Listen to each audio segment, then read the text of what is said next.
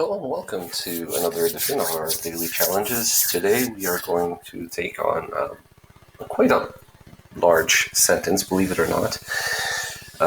There are two large sentences here with one very small one at the end, so it may seem like a lot, but we are dealing with three sentences. So let's just divide them out as we always do, and we have, there it is, another dash, right? So remember that the dash in narrative is used for just dramatic transitions.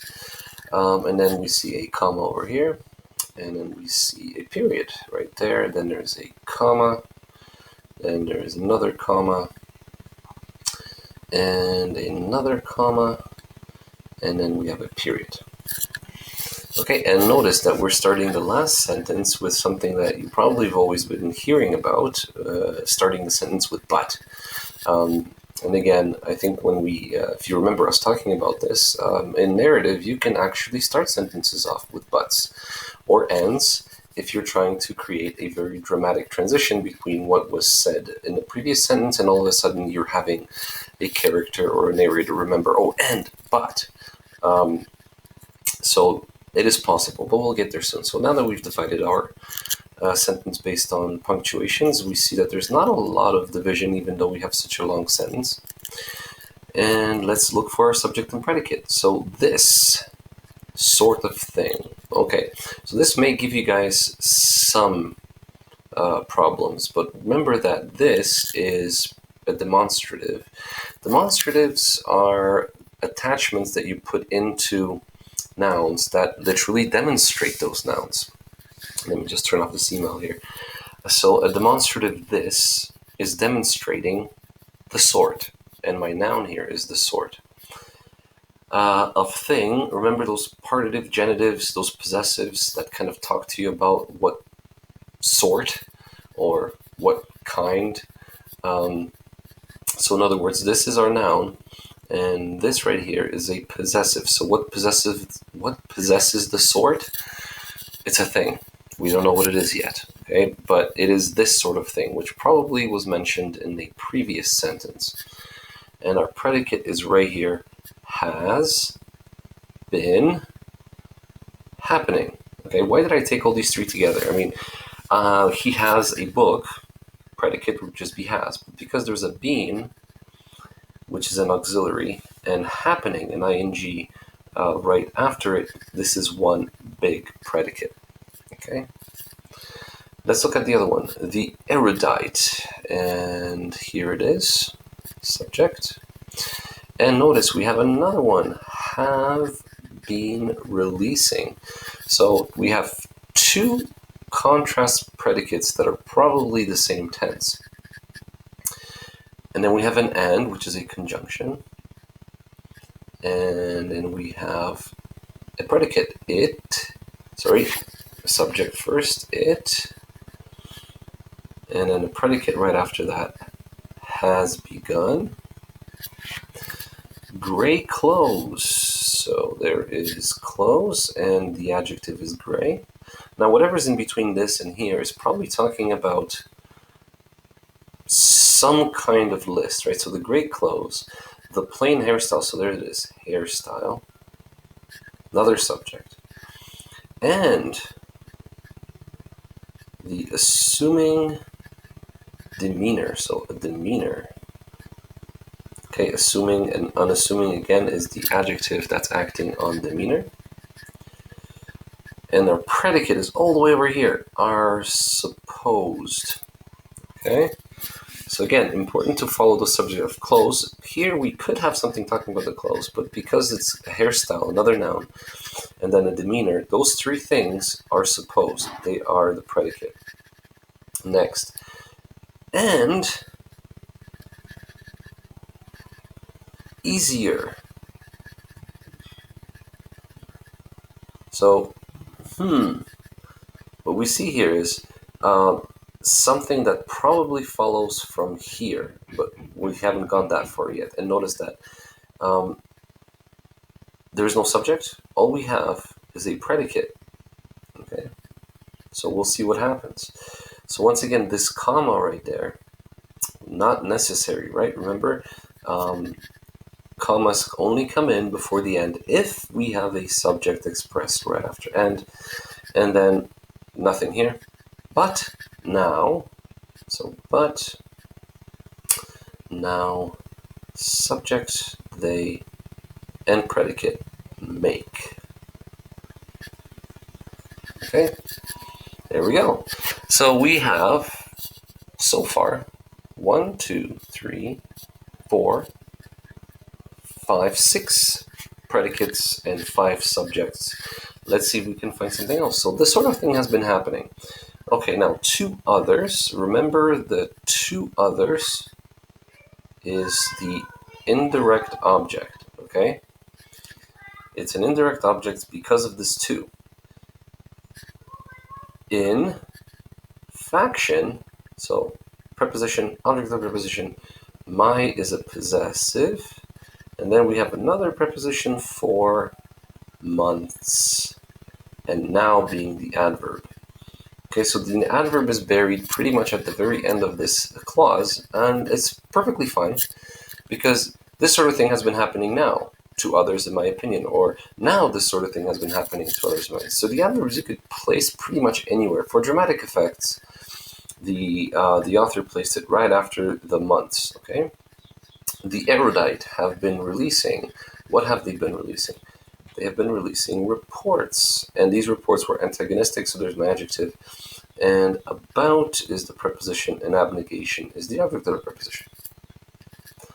It has begun, or it has begun to affect. This is the object infinitive. We talked about the object infinitive even in the last video. And again, the object infinitive is simply a verb, an infinitive verb. That's the object of the predicate. So it has begun. What has begun to affect? And what has it begun to affect? The way. There it is. There's my direct objects of what it affects. Now here is something else that English does not mention. We would say it has begun to affect the way in which we relate at school. So in which would be something called a relative clause. Remember that in which, a relative clause, which carries its own subject and its own predicate. So there is a subject right here. We and predicate relate. And at school is simply a preposition and the object of the preposition.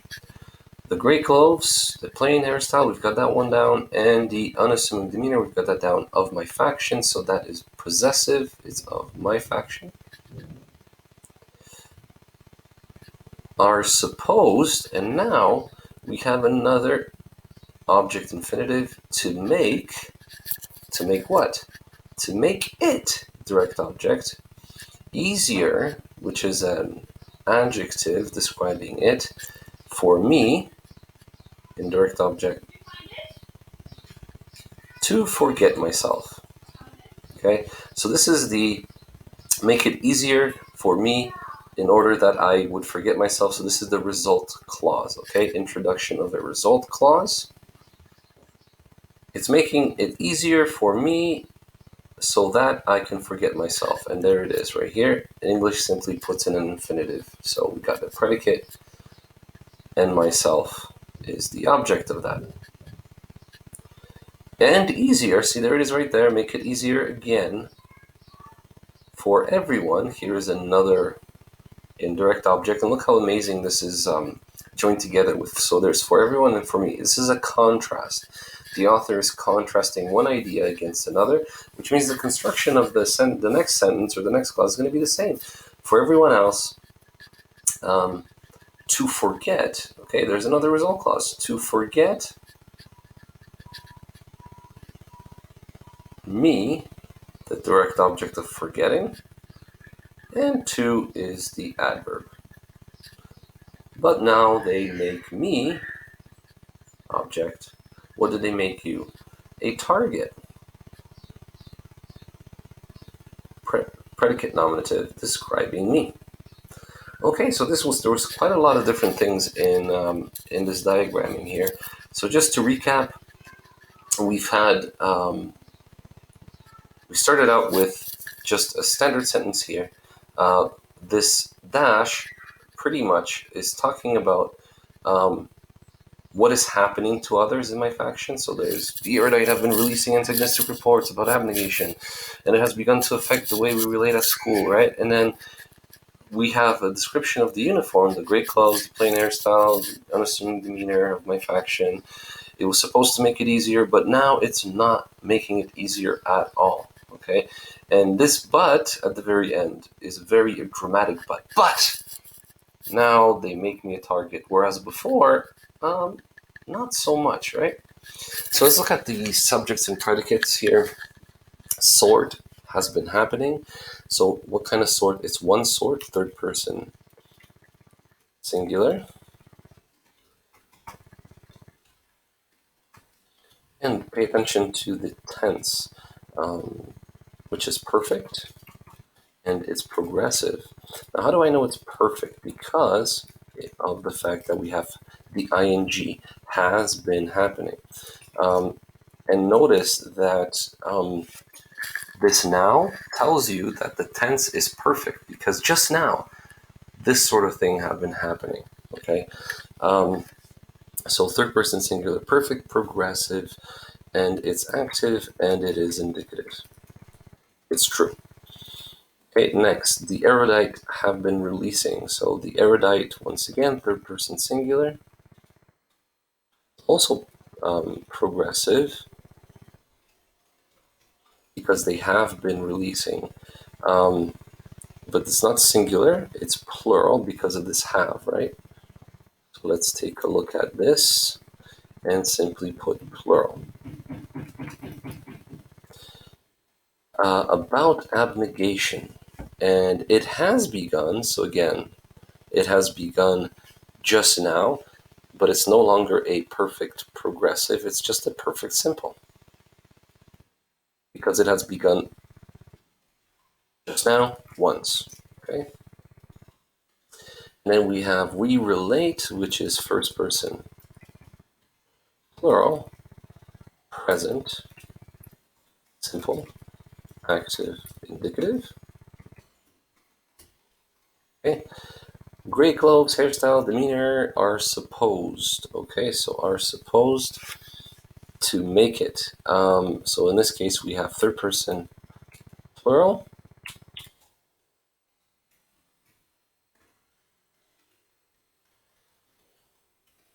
Plural.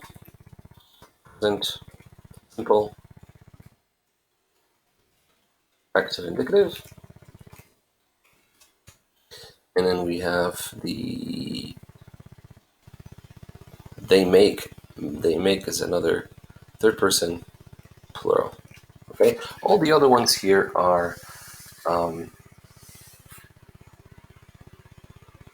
either the infinitives, object infinitives, which carry their own sentences or clauses. So in this case, that's all we have. Those are all the verbs and the verb tenses. Thank you so much for watching this video, guys, and hope you have a great rest of your day. Take care. Bye-bye.